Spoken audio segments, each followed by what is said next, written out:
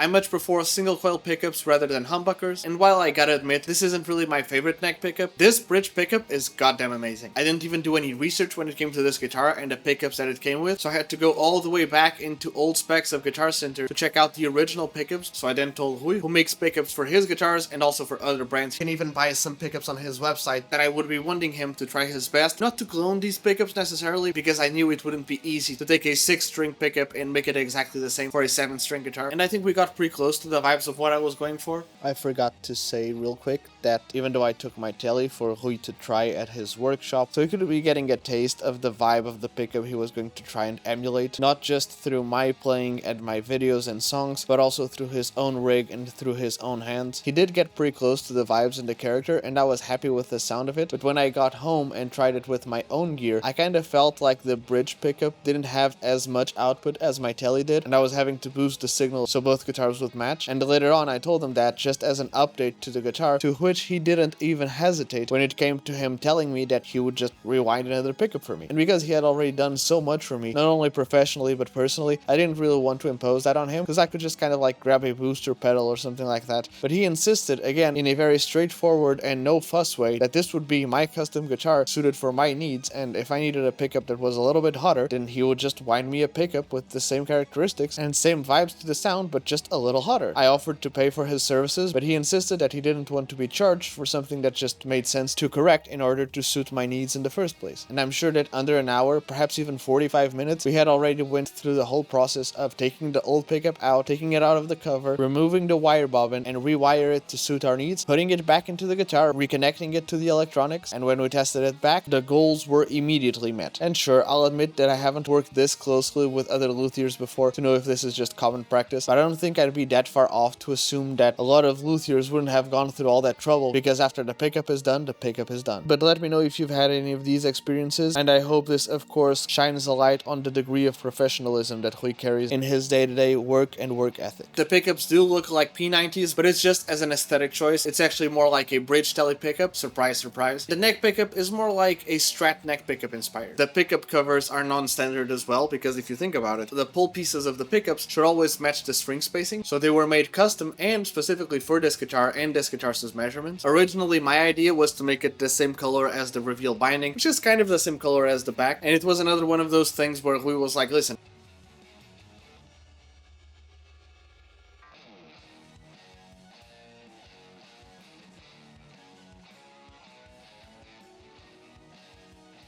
thank you for watching this video. This is just a section of the bigger video of the review/demo of my custom Rui Silva guitar. If you'd like to learn more about it, please click the full video and consider leaving a like, comment, subscribe, follow, and stay tuned for more.